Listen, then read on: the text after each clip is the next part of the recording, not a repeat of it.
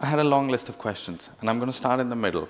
And I'm like, innovation, this word, we all deal with it every day. It is part of what we do in our jobs. My title is Director of Innovation. And I'm like, what is innovation? So far, it has been move fast, break things, lone genius, and seamless integration, test on users, live, let them help us solve our mistakes. What is the new definition of innovation that we can go for? I open it up. Anyone? Please. This is a tough one. I'm just going to skip it. Do we still need it, that word innovation? Can we come up with a new one? I would say one that questions this idea of the new and the next being our priority.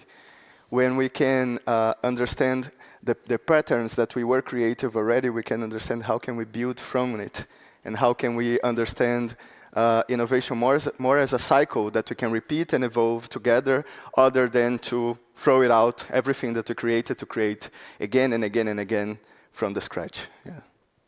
Thank you. Any comments? We've been dealing a lot with this in the UK now that we have a new government and there's new regulation coming in because of AI. I heard the term digital NIMBY, like not in my background, not in my backyard, but for digital. I think it's always about compromises and like defining where like certain things can be like tested on live people and etc. But not everything. You know, there are certain barriers, and I think we are all struggling with the pace. And AI is the first technology that totally comes from commercial organizations rather than public institutions, so it's new territory for everybody. So I think institutions and they can put more boundaries to show companies that they need to do more about avoiding certain areas that are really tricky or potentially really harmful, as I said earlier.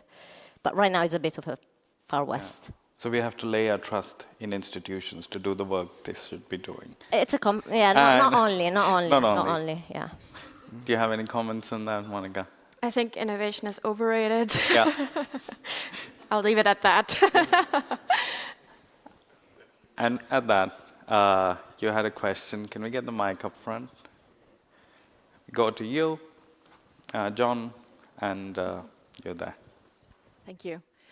Hi, my name is Asma. I come from Tunisia, and something you said about togetherness and independence and interdependency kind of like spoke to me.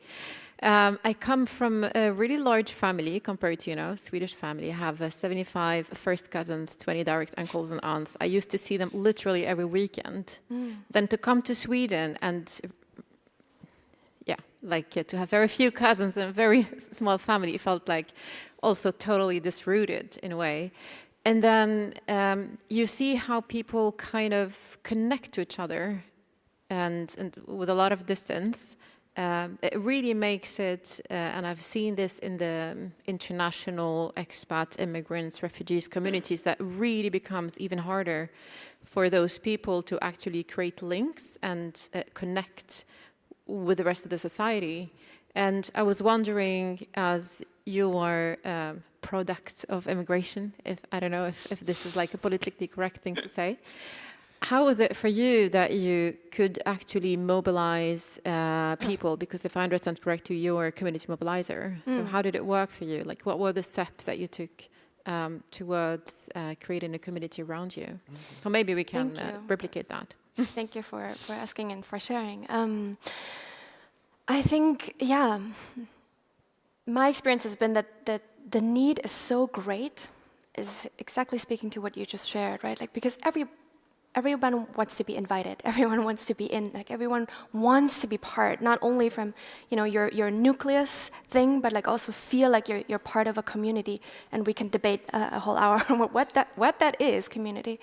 So for me, I guess it was learning to basically just provide a space that feels safe, but also is democratic in the sense of I'm not here as your loneliness guru, and now we're going to do this and that. Like, I'm here to provide a shared space. I really like this idea of sharing space, finding environments where people are, easy to get into, keeping it, and that's one principle of community that I find important, that is really accessible, right? Is it free? Is it nation-based? Something like that. Like, do not think about the monetization right away. Like, we can think about this in different creative ways. So that's how I've been doing it, really starting small, local, in person, physical, and at the same time, there's wonderful things you can do online. I've tried both. I'm doing both online and offline, and really making an effort in reaching out to different kinds of networks, communities, and people, individuals who might be interested to come in and bring a friend or tell somebody, so that it kind of seeds into different universes, and it's not just like me and my 5 friends and their best friends. Like, okay, look at us. But there is some difference that we can benefit of. Yeah. Is that helpful? Thank you. Thank you. Thanks. I got lucky to know now 3 people here on stage, and I got to meet 2 of them last night at the family dinner.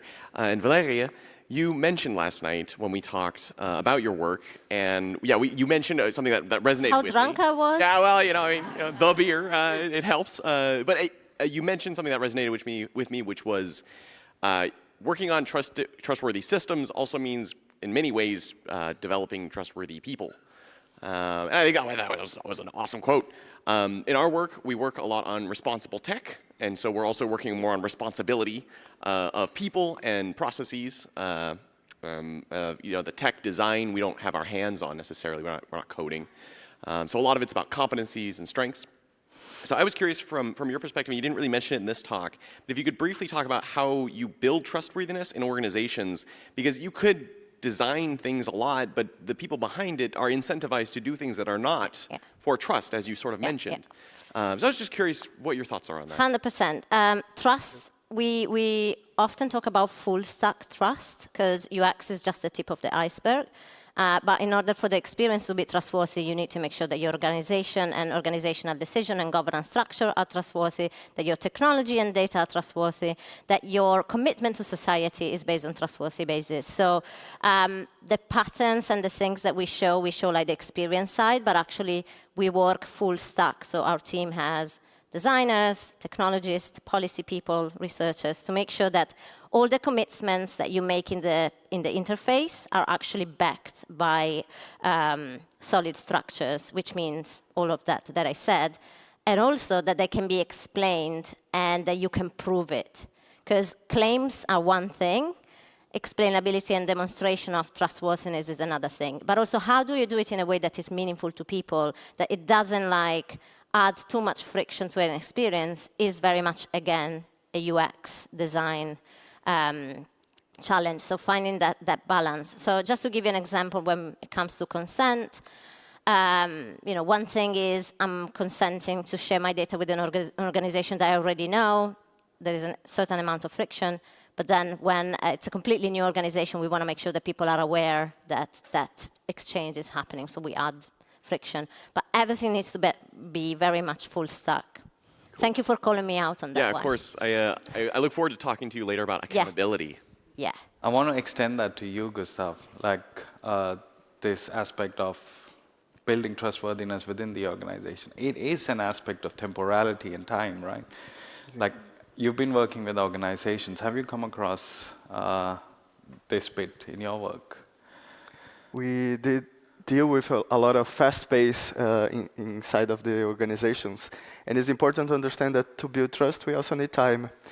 We need to understand that the processes of change demands some pace that will not happen in one conversation, in one meeting, in one product. And there are some challenging conversations and agreements that we do that demands us to see how that will develop in a month, in a year, and more than that. And in the same way we are studying these other perspectives, you cannot go from an organization or to a community or to the society and demands to have that in one encounter, in one day, or in one exchange. So it's how can we build that understanding that you are going to be facing another human being, another community, an environment that also has its own rhythm. Thank you. Good for us to remember during research as well, because we tend to be like, oh, we're just going to go do research, and we talk to this person one time, and they're going to tell us everything about their life. Let's spend time on it. 45 minutes. Yeah. Yes, sir. Thank you, John, for narrowing down my question. Half of my question was yours. So I'm going to narrow into, you said companies are going to need to build for trustworthiness. I'd argue right now they don't have to. We enable that. Because if it's easy and convenient and suits me right now, I'll do it, and I'll ignore the terms and conditions. So reflecting on what both of you have said as well, that there's something individual that needs to change, that therefore changes collectively. What's going to be the tipping point, do you think? And I wonder if there's a difference around the world between regulation. So we get lambasted in Europe for being regulatory, not innovative like the US, right? Is there going to need to be a massive shipwreck before this changes globally? Or is there hope that you can see that we can do the tipping point? Because I'm concerned that 500 people individually in a conference isn't enough. I don't have an answer. I'm an optimist, so I'm going to say... Me too, I'm just asking. Maybe there's going to be... So, you know, there have been moments in the recent years, like the Cambridge Analytica scandal, people still like recall that moment, and that was like a big swaying point where everybody was like, do I really want to share all my pictures of my, everything on Facebook? Sorry, it's another Meta example. When WhatsApp decided to start sharing data with Meta, lots of people switched to Signal and other messaging apps, for example. So we're seeing pockets here and there. I have a whole other presentation on why we think trust can drive adoption as well. So I'm terrible with numbers, so I'm not going to talk about numbers, but the amounts of millions invested in Gen AI versus the actual use cases that are shipping value is incredible. And yes, definitely it's a matter of product market fit. Yes, it's a wonky technology that is not going to save the world, But my question is also, is it also a trust issue? But I don't have an answer. I am, as I said, I'm an optimist. I work for a company where we believe this is the direction of travel. I hope it's going to be the case, and we're going to be very successful in 5 years. But yeah, it would be very, very presumptuous of me to say, oh yeah, this is going to happen, the tipping point. But Gen Z, sorry, it's over generic to say this. There is a slightly change in that direction where like, they're not necessarily trusting every technology blindly. Just before we end, because we're running out of time, I want to pass the same question to Monika in terms of like, how do we change people? Thank you very much. 500 people at a conference, one by one, or how do we learn through our community? Have you seen some examples? Yeah, I think that's it. I think that's it. Learning through community, right? Learning through each other, spending time, togetherness, and being a little bit open to change even on such a small scale. I mean, I think we have all, and this is general, but I feel like the barriers have become so high and the walls so strong around, the assumptions that we have. It's like, don't tell me about this. Like, I already see from your outfit, like, we're not going to click. Like, okay, today, tomorrow, stretch yourself a little bit. That's my... That's a beautiful note. I'll just mention one last thing. Someone once said, the first ingredient to trust is generosity. Be generous, and you're already made a leap towards trust. Before we end, I'd like to tell you all, today is Gustavo's birthday, and he's sharing his beautiful day with us today. So on 3, let's wish him a happy birthday. 1, 2, 3. Happy birthday, Gustavo. Thank you, everyone. There's coffee outside. There's going to be a break, and then there's a session in the theater. See you all.